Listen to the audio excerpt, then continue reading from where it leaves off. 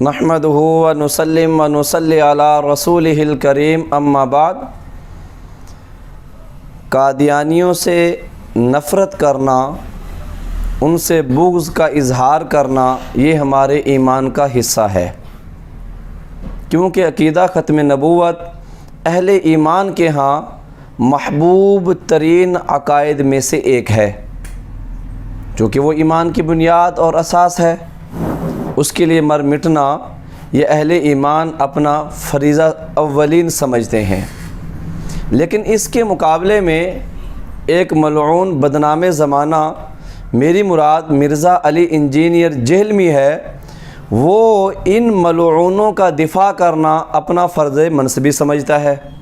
موصوف فرماتے ہیں کہ ان کی دو چیزیں، یعنی آپ صلی اللہ علیہ وآلہ وسلم کو ماننا اور قرآن مجید کو ماننا، کیا ان کو یہود و نصارہ سے بہتر نہیں کر دیتا؟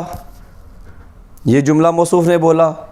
پھر موصوف نے ایک اور بات کہی کہ قیامت کے دن کچھ ایسے لوگوں کو رسول اللہ صلی اللہ علیہ وسلم سامنے لایا جائے گا جن کو اللہ کے پیغمبر پہچانتے ہوں گے، اور رسول اللہ صلی اللہ علیہ وسلم اپنی امت کو اعضائے وضو سے پہچانیں گے کہ وہ چمکتے ہوں گے۔ پھر موصوف فرماتے ہیں قادیانیوں کے بھی چمکتے ہوئے ہوں گے۔ یہ ذرا موصوف کی بات کو ملاحظہ کیجئے۔ یہ جو دو بڑی چیزیں ہیں کہ نبی علیہ السلام کو ماننا اور قرآن کو ماننا، یہ چیزیں انہیں یہود و نصارہ اہل کتاب سے کیا بہتر نہیں کر دیتی ہیں؟ یہ چیزیں انہیں یہود و نصارہ اہل کتاب سے کیا بہتر نہیں کر دیتی ہیں؟ قیامت والے دن میرے حوض کوثر پہ کچھ لوگ لائے جائیں گے جن کو میں پہچانتا ہوں گا۔ کیوں؟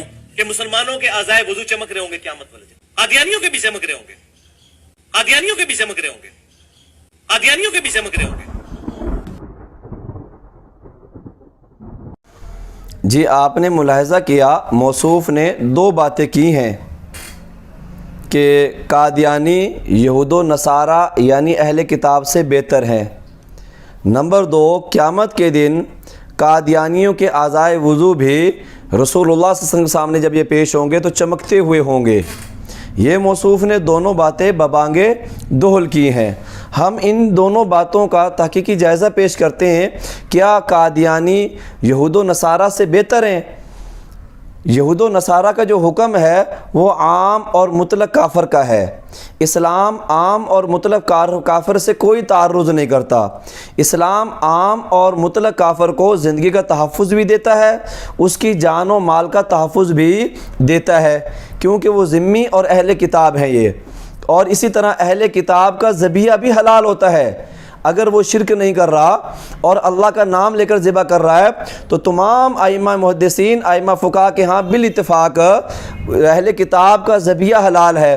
اب قادیانی اس کے مقابلے میں ہے، جیسا کہ مرزا موصوف نے یہ بات کی ہے کہ قادیانی بہتر ہے کیونکہ وہ رسول اللہ پر ایمان بھی لاتا ہے اور قرآن کو بھی مانتا ہے۔ یہ موصوف، یہ انجینئر نے دعویٰ کیا کہ مرزا قادیانی اور اس کے فالوورز قرآن کو بھی مانتے ہیں اور رسول اللہ صلی اللہ علیہ وسلم کو بھی مانتے ہیں۔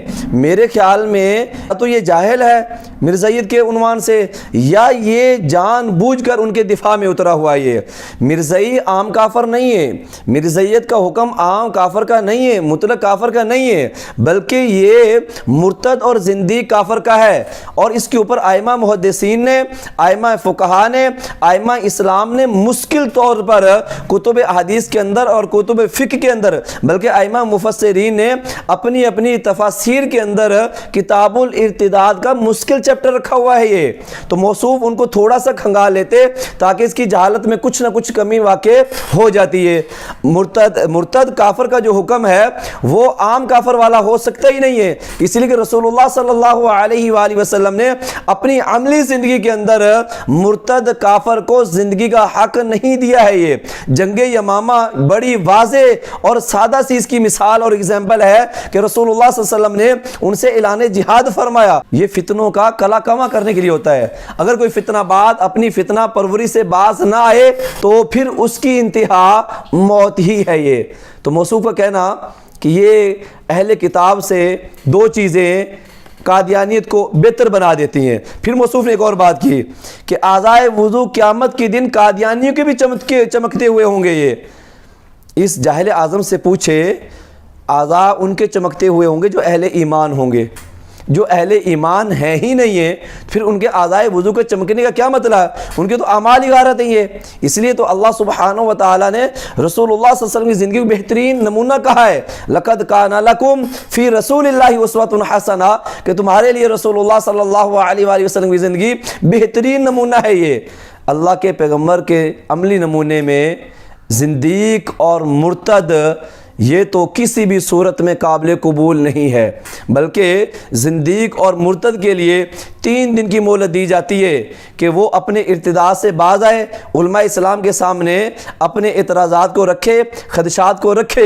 3 دن تک اگر وہ واپس اسلام کی زندگی میں آ جاتا ہے تو فبہا، جیسے ہی تیسرے دن کا سورج غروب ہوگا تو اسلام کی روشنی میں اس کی زندگی کا بھی سورج غروب کر دیا جائے گا، چاہے جائے کہ مرزا جیلمی اور اس کے فالورز قادیانیت کو یہود و نصارہ سے بہتر قرار دیں۔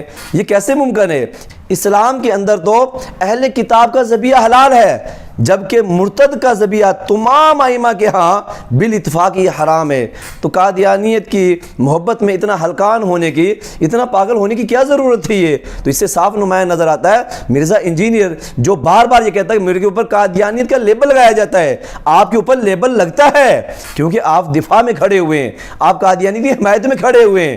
اللہ سبحانہ و تعالی امت کو آپ کے شر سے محفوظ فرمائے۔ وآخر دعوانا ان الحمد للہ رب العالمین۔